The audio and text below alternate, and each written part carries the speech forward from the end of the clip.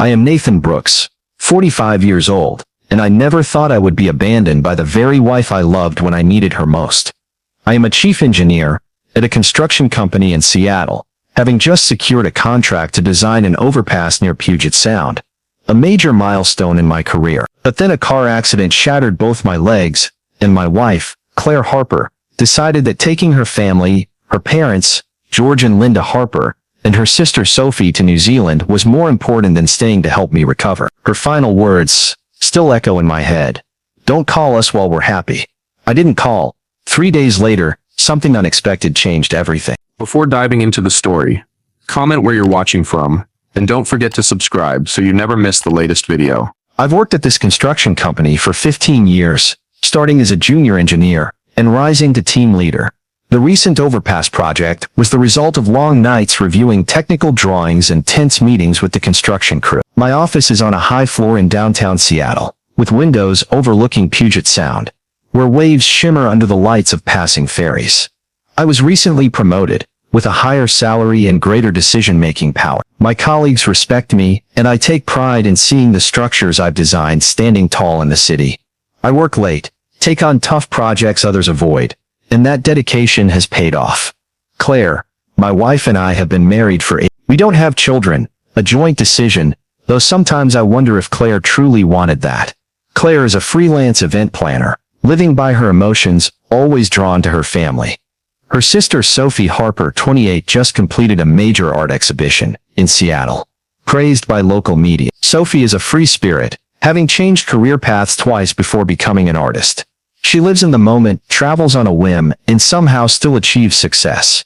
George and Linda, Claire's parents, never worry about Sophie's carefree life. Once, early in our marriage, I told Claire, "I feel like you and your family only care about Sophie." She brushed it off, smiling lightly.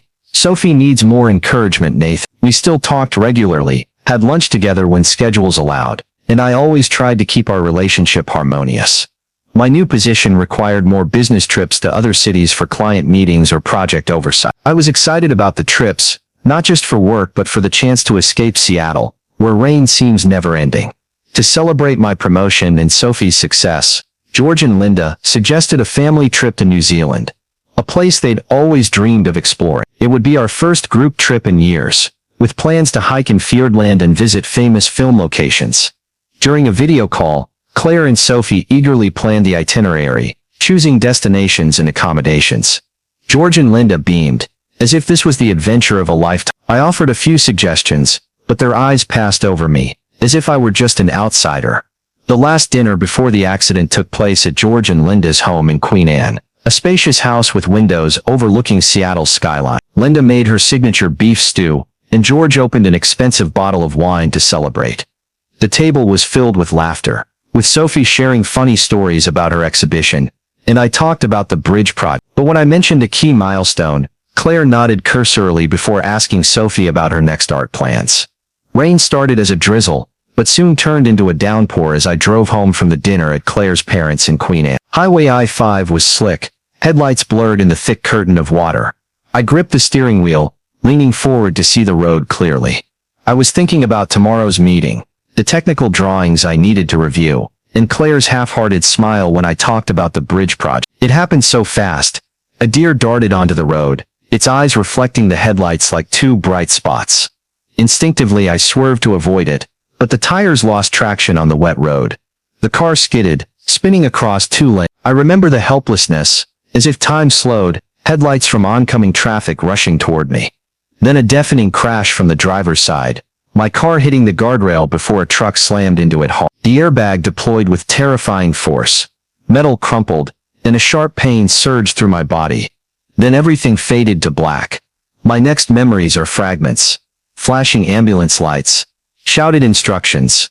Cold rain soaking my face as someone urged me to stay away. I tried to move my legs but felt nothing. Panic rising before I blacked out again. When I woke, I was in the ICU at Harborview Medical Center. Harsh fluorescent lights, stinging my eyes. The steady beep of monitors blended with the confusion in my head. A nurse noticed I was awake, approached and explained that I'd been in a serious accident and had just undergone lengthy surgery. I asked about my legs, my voice weak.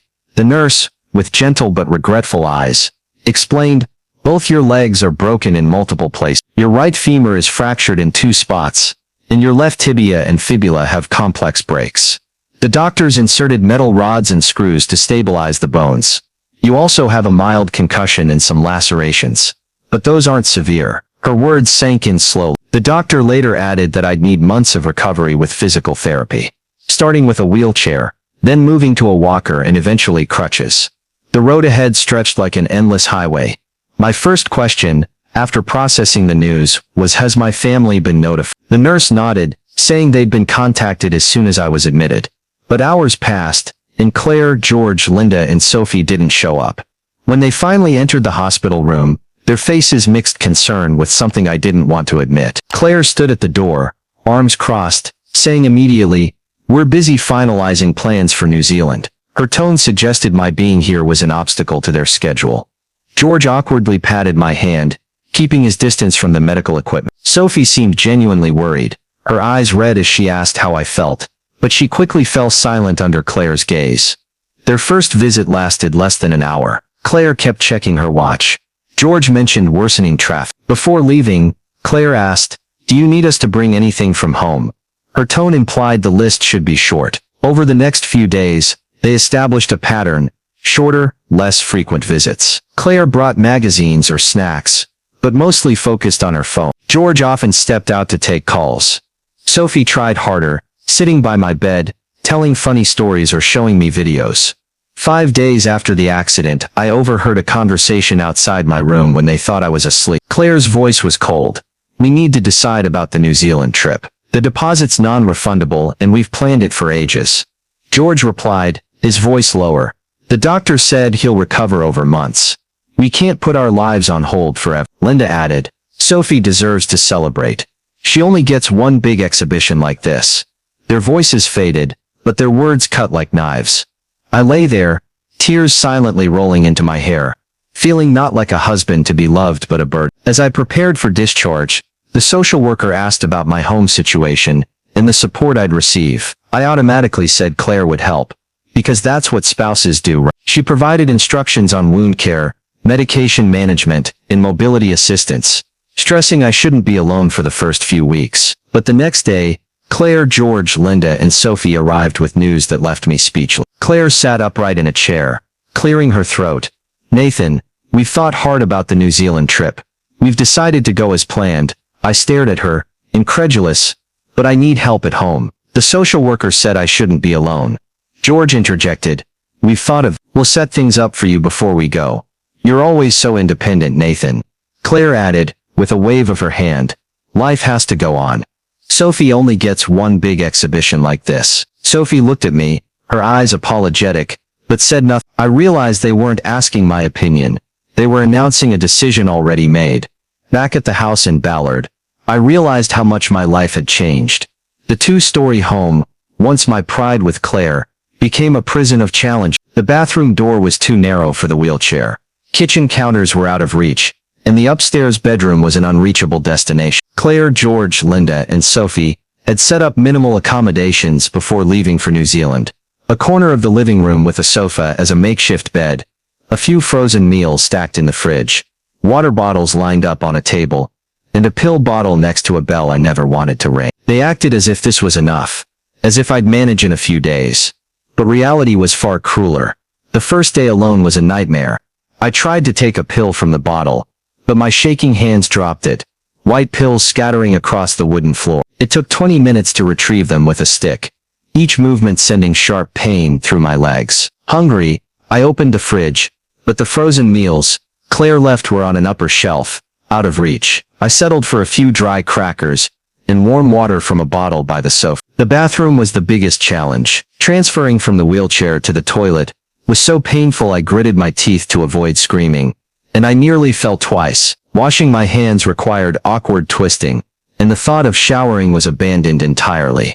There was no way to do it alone. That night I slept fitfully, woken by pain and the need to shift positions to avoid bed sores. The doctor had stressed the importance of movement, but each turn felt like a knife slicing through my legs. I lay there staring at the ceiling, listening to the patter of Seattle rain outside the window, the sense of abandonment seeping into every breath. Claire's words, "Don't call us while we're happy," rang like a mantra of rejection, amplifying every moment of pain. Financial pressure surfaced within days. Medical bills arrived like a flood, hundreds of dollars for the ambulance, surgery costs and copays for physical therapy. I hadn't yet started.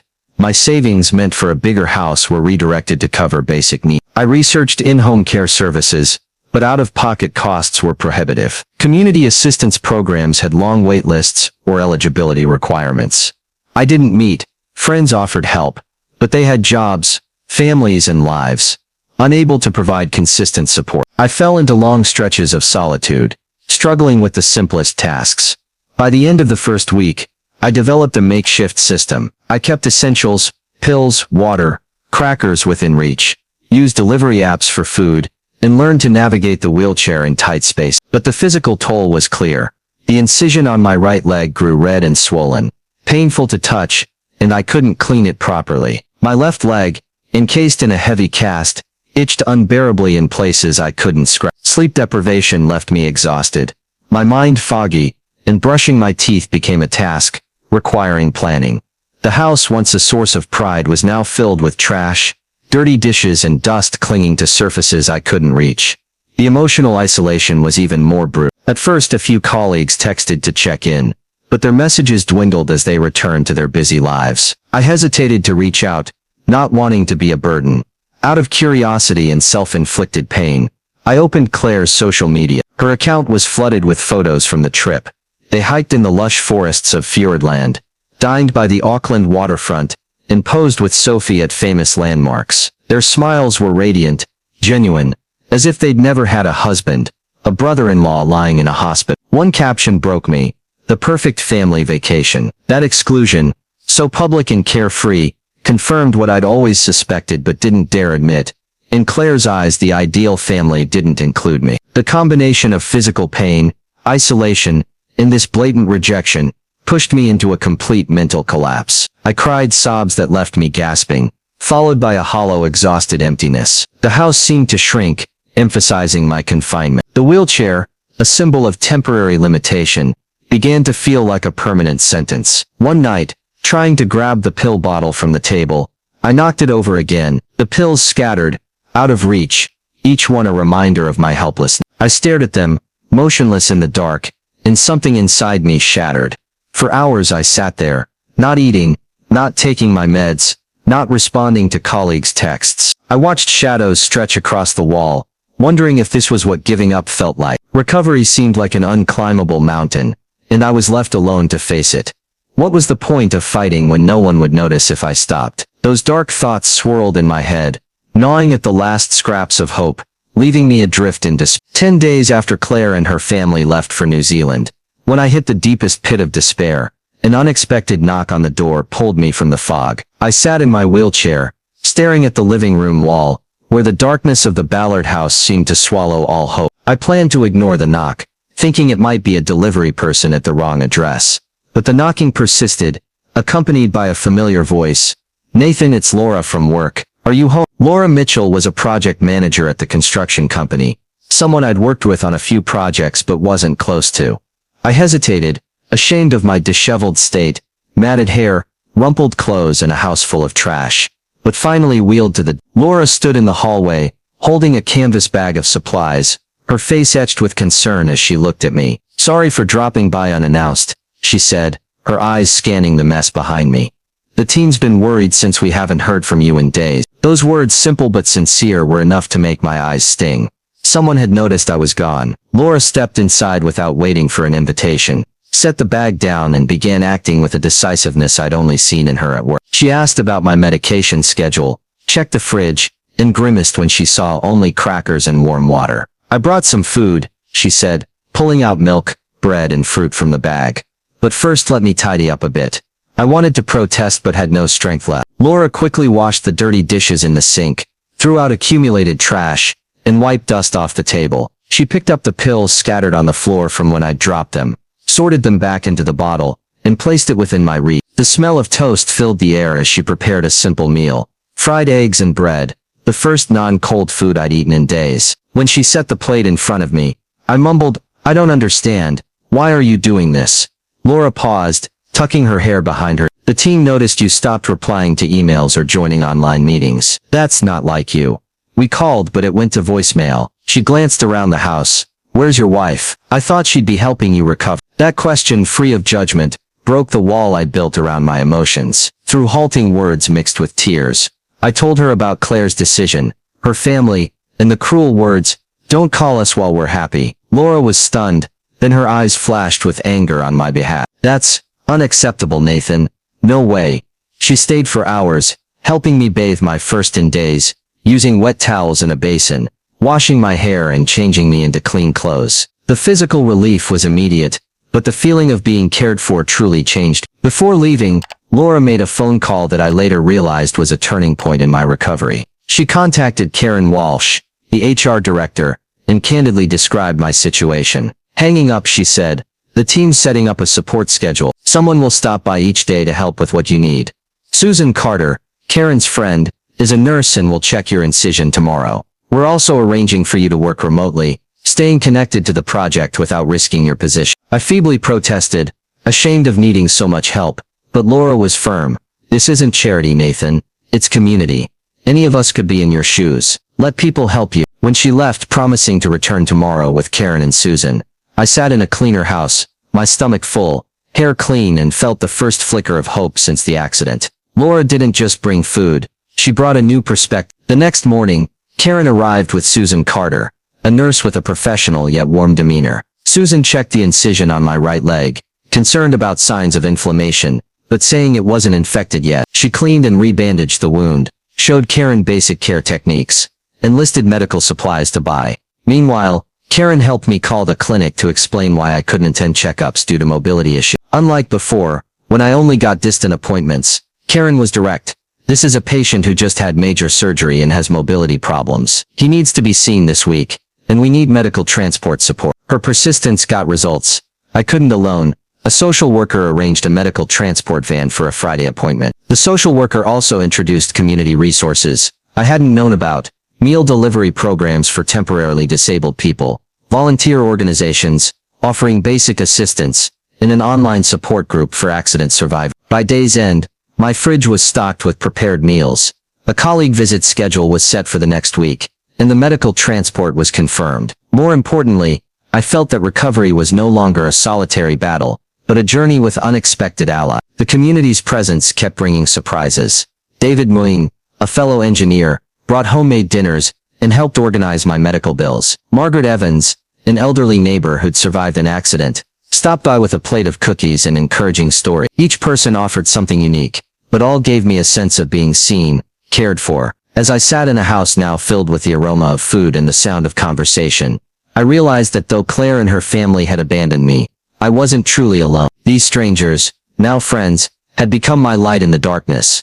With support from Laura, Karen, David, Margaret, and others, I began rebuilding my life from the wreckage left by the accident and Claire's abandonment. The Ballard house, once a prison of helplessness, gradually became a space of hope. I was no longer alone, but the recovery journey remained a long, challenging road. Small, painful steps began to show me I could overcome, not alone but with those who chose to stand by me. I started physical therapy with Emily Chan, a post-surgical recovery specialist at a small Seattle clinic. The first sessions were a nightmare. Every leg stretch or attempt to stand made me grit my teeth in pain, sweat soaking my shirt. Emily, with a calm but firm voice, guided me step by step. "Just one more degree, Nathan. You've got this."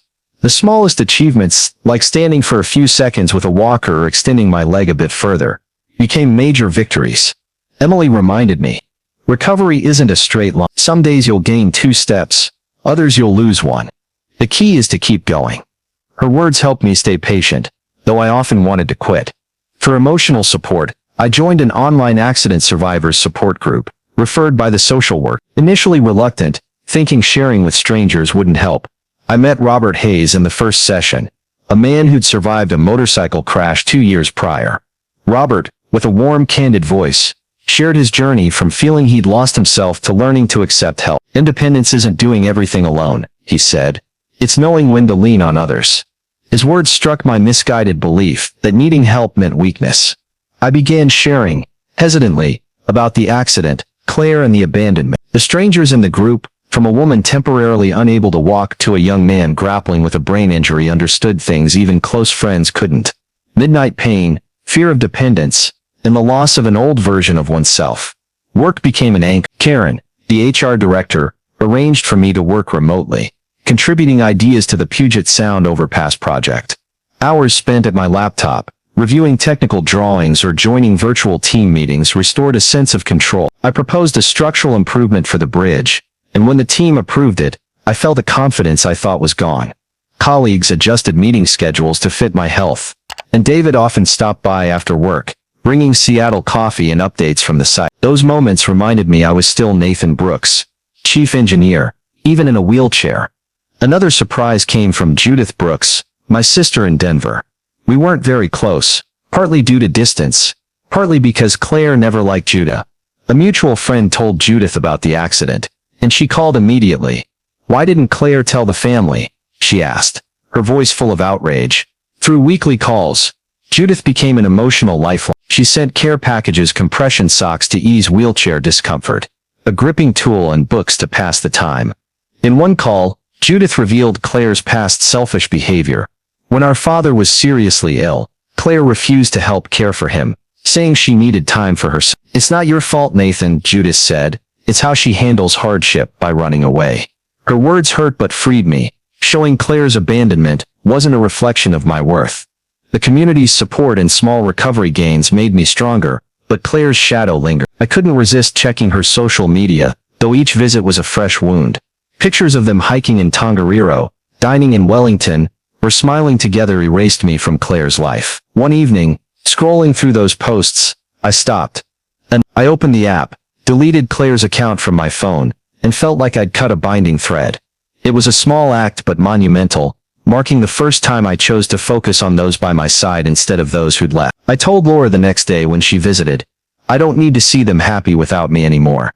I want to save my energy for the people here." She smiled, knowing it was a milestone. "That's the first step to taking back control, Nathan," she said. "Choose where you put your energy." That decision became my guiding principle. Every day, I followed a new routine. Mornings started with medication and light exercises guided by Emily. Midday, I worked remotely, staying connected to the bridge project. Evenings, friends or colleagues stopped by, bringing food and stories that made the house feel less empty. A follow-up hospital visit, with medical transport arranged by Karen, showed my incision was healing well, though it still needed careful attention. The doctor adjusted my treatment plan, emphasizing the importance of physical therapy starting the following week. Through the social worker, I connected with Anna Tran, a medical aide who visited 3 times a week, partially covered by insurance. Anna not only helped with wound care but became a friend, encouraging me, "You've got grit, Nathan. That's something no one can give you." Gradually I realized family isn't always Laura, David, Margaret, Emily and others became my chosen family. Offering support, Claire and her family refused. The road ahead was still long, but I no longer felt alone. I was learning to walk again, not just with my legs, but with the belief that I deserved a better life. After a month in New Zealand, Claire, George and Linda returned to Seattle. I didn't get a direct heads up from them, just a brief text from Claire. "Back, visiting you tomorrow." Her tone, cold and smug, as if she expected me to be thrilled at their return, ready to forget all the hurt. But the Nathan from a month ago, who accepted Claire's favoritism and indifference, no longer existed. I had found the strength to face the truth and protect my worth. The next afternoon, while I was doing physical therapy with Emily Chen in the living room of the Ballard house, the sound of a key turning in the lock interrupted the session. Claire, George, Linda and Sophie walked in unannounced, carrying bags of souvenirs from New Zealand shop. Their confidence stunned me. Emily, Laura and David, who were there to support me, exchanged glances with me before Laura tactfully suggested, "We'll let you all talk privately." They left, each offering a reassuring touch. Emily patted my shoulder. David nodded encouragingly. Laura whispered, "Call if you need us." When the door closed, the living room air grew tense. Claire set the gift bags on the table, pulling out a wool scarf, a jar of honey, and a stuffed kiwi toy, saying with forced cheer, "We brought you presents." The gap between those trivial gifts and the pain they caused was almost laughable. I took the gifts, thanked them politely, but didn't try to fill the awkward silence. George cleared his throat. "You look better than we expected. Your friends seem very attentive, I replied, evenly. They're the ones who helped me recover, along with the medical aid, therapist and my sister Judith. Mentioning Judith, my sister in Denver made Claire stiffen. Judith? She asked sharply. Why drag her into our private matters? I answered, unflinching. She called when she heard about the accident. Clearly, you didn't tell the family. That direct challenge rattled Claire and her parents. Sophie, sitting quietly on the sofa, her eyes apologetic, said nothing. Claire quickly changed the subject, as if to regain control. Anyway, we're back. You don't need to rely on outsiders anymore. We'll take it from here. Those words, assuming they could abandon me and return as if nothing happened, ignited a fire in me. With a calm that surprised even myself, I began the confrontation I'd been mentally preparing for. I need to make one thing clear, I started, sitting upright in my wheelchair. You and your family chose to leave when I needed you most. You prioritized a vacation over helping your husband after a serious accident. You said don't call us while we're happy, as if my condition was an inconvenience. Those actions and words hurt me deeply, and I can't pretend they didn't happen. Claire flushed, her voice sharp. We're your family, Nathan. You have no right to judge us. We've supported you for years. I acknowledged, I'm grateful for the good things you've done. But marriage doesn't stop when one person struggles. It demands presence, especially in crisis, not just when it's convenient. George interjected weakly. We thought you'd manage. You've always been strong. I countered, strong doesn't mean invincible. I needed help after the accident, and you chose to leave. That choice has consequences for our relationship. The argument continued, with Claire and her parents cycling through justifications. They deserved a vacation. Sophie needed to celebrate. They didn't know my recovery would be so hard. Each excuse further exposed their lack of empathy. Throughout I held firm, not letting them dodge or minimize. Moving forward, I need honesty and respect, I said. I can't accept the old pattern where my needs come after everyone's convenience. I'm not cutting you out of my life, but I'm changing how we relate. Claire narrowed her eyes. You sound ungrateful after all we've done. I replied, I'm grateful for the good, but gratitude doesn't mean accepting harmful behavior. I can value the past and still set boundaries for the future. Unexpectedly, Sophie, silent until now, spoke up, her voice shaky but resolute. Claire, Dad, Mom, Nathan's right. The room fell silent. What we did was wrong, she continued. I knew it when we left, and I felt awful every day. No vacation was worth abandoning him. Sophie's sudden support stunned Claire and her parents. Linda looked at Sophie as if betrayed. After all we've done for you, you side with him? Sophie shook her head. It's not about sides. It's about recognizing we hurt someone we love. Her intervention opened a deeper, though tense dialogue. Claire and her parents didn't fully admit fault, but they had to face Sophie's perspective, someone they couldn't easily dismiss. The conversation stretched for hours, navigating tough emotions. In the end, we reached a fragile agreement. Claire and her parents left, understanding that rebuilding trust would be a long process. On my terms. Sophie stayed, asking softly, can I come back tomorrow? I want to help for real. I nodded, sensing a new though tentative beginning with her. With Claire I declared a separation, a painful but necessary decision.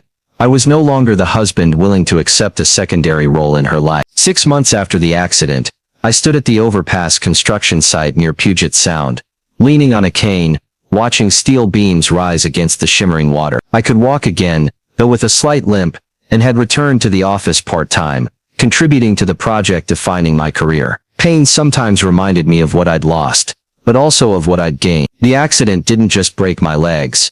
It shattered illusions about marriage and strength, making room for a truer version of myself.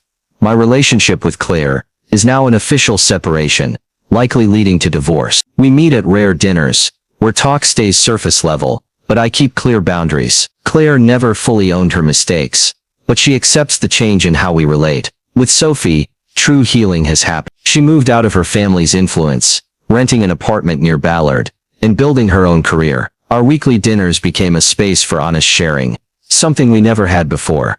Sophie is no longer Claire's sister in my eyes, but a friend. Laura, David, Margaret, Emily and others have become my chosen family. The Ballard house is now a Friday night gathering spot, filled with laughter and stories. They're proof that family isn't just blood, but those who choose to stand by you in the toughest time. The accident and abandonment took what I thought I needed, but gave me genuine relationships I hadn't expected.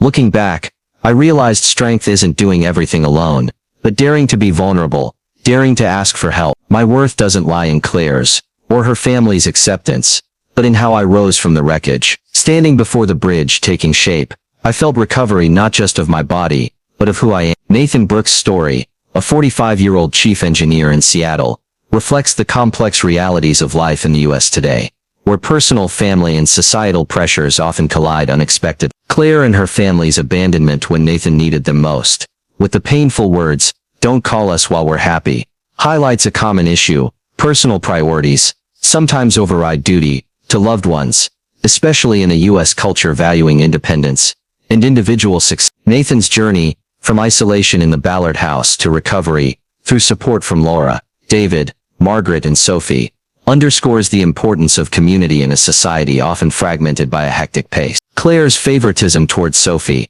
alongside financial strain from medical bills, mirrors realities of family inequities and high healthcare costs in America. The lesson from this story is, building and cherishing a chosen family can be key to overcoming crises. In today's context, as many Americans face financial stress and isolation, like during the pandemic or economic downturns, proactively seeking support, like Nathan did with the online group or colleagues, is vital. Learn from Nathan, don't fear admitting vulnerability, as he did accepting Laura's help, or sharing with Robert. Instead of waiting for support from those who might fail you, like Claire, connect with the community around you, colleagues, neighbors, or even distant kin like Judith. Finally, Nathan setting boundaries with Claire and building a new bond with Sophie teaches us that in a society prizing personal freedom, protecting your worth and choosing healthy relationships is the way to live a meaningful life. If my story touched you, subscribe to follow more inspiring journeys of overcoming adversity. Thank you for listening, and see you in the next video.